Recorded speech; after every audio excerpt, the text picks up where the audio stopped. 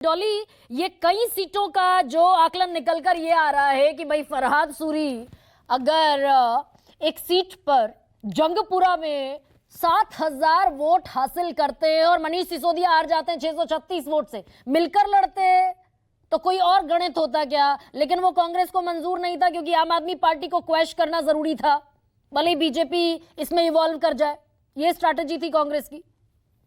देखिए गरिमा जी, सब अपनी अपनी लड़ाई लड़ते हैं। कांग्रेस ने भी अपने मुद्दे रखे, अपनी गारंटीज रखी, अपनी लड़ाई लड़ी। हाँ। और क्योंकि हम एनजीओ तो, जैसे मैंने पहले भी कहा, हम एनजीओ तो चला नहीं रहे, एक राजनीतिक पार्टी है। अपनी मुद्दे जनता के बीच में लेकर गए। अब जनता का जो मैंडेट है वो स्वीकार्य है, हम उसे विनम्रता से स्वीकार करते हैं और ये उम्मीद करेंगे भारतीय जनता पार्टी को जिस तरीके से जनता ने विश्वास देकर चुना है वो उसी विश्वास पर खरी उतरेगी, काम करेगी, जो गारंटीज इन्होंने बताई है उनको डिलीवर करेगी और हम जमीन पर काम करेंगे। हमें पता लगा है कि हमें और बहुत मेहनत करने की जरूरत है गरिमा जी। नहीं, ये 11 साल की एंटी इनकम्बेंसी जो थी अरविंद केजरीवाल के खिलाफ, वो प्लॉटिंग बना बीजेपी के लिए, कांग्रेस के लिए भी बन सकता था क्या? कहां चूक हो गई?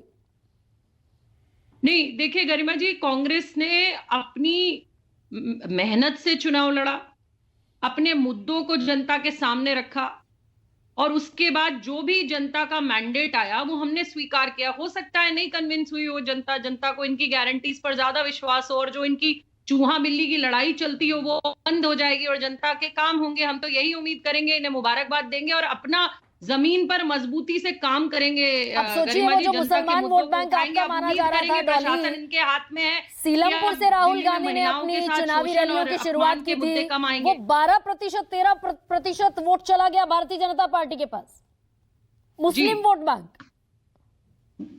गरिमा जी, आवाज नहीं आ रही, फिर से सवाल बताएंगे आप? 12%, 13% मुसलमानों का वोट अगर जाता है बीजेपी के पास, वो सारी प्लॉटिंग कांग्रेस पार्टी की मानी जा रही थी और इसीलिए सीलमपुर से शुरुआत की थी राहुल गांधी ने कि भाई चलिए सबसे स्ट्रॉन्ग सीट से शुरुआत करते हैं। गरिमा जी, मुझे नहीं पता ये कौन प्लॉटिंग कह रहा है, कौन क्या कह रहा है। कांग्रेस अपने मुद्दों को लेकर जनता के बीच में आई, हमारे नेता जनता के बीच में गए, उन्होंने अपनी बात रखी। अब ऐसा कोई क्यों कह रहा है, क्या कह रहा है, वो लोग जाने जो कह रहे हैं। लेकिन हाँ, हम अपने तरीके से, अपनी रणनीति से जनता के बीच में आए, अपनी बातें हमने जनता के बीच में रखी। रागिनी नायक वजीरपुर से, अलका लांबा कालकाजी से, फरहाद सूरी जंगपुरा से, संदीप दीक्षित नई दिल्ली से, सारे ही चेहरे जनता ने खारिज कर दिए। डॉली, मैंने अभी आपको कहा ना गरिमा जी कि हम अपने मुद्दों को लेकर, अपनी रणनीति को लेकर जनता के सामने गए। जनता ने किसी और पर विश्वास किया, जनता को हम नाकामयाब रहे। हम इंट्रोस्पेक्ट करेंगे, हम देखेंगे, हम आगे फिर जनता के लिए मेहनत करेंगे क्योंकि कांग्रेस पार्टी तो हमेशा से जनता के लिए काम करती आई है। तो यही बात मैं आपसे अभी कह रही हूँ कि हम ये देखेंगे कि कहाँ कमी रह गई और मजबूती से काम करेंगे, जमीन पर डटे रहेंगे, जनता के मुद्दे उठाते रहेंगे। अच्छा, ये क्या गदगद कांग्रेस इसी बात से है क्या कि भाई 11 साल पहले जिस पार्टी ने जमीन खींची कांग्रेस की, वो हार गई, कम से कम वो सत्ता से बेदखल हो गई? इतना ही खुशी का बायस बहुत है।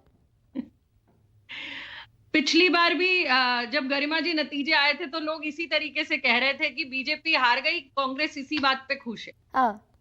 इस बार बीजेपी जीत गई तो सब कह रहे हैं कि आम आदमी पार्टी हार गई इसलिए कांग्रेस खुश है। तो वो चलिए, खैर पॉलिटिकल नैरेटिव चलता रहता है। तो वही नैरेटिव कहना चाह रहे थे, ये मुसलमान वोट बैंक जो बड़ा क्रूशियल है, 83% आम आदमी पार्टी के पास। जनता ने मैंडेट दिया है वो। ठीक है संजीव। देखिए,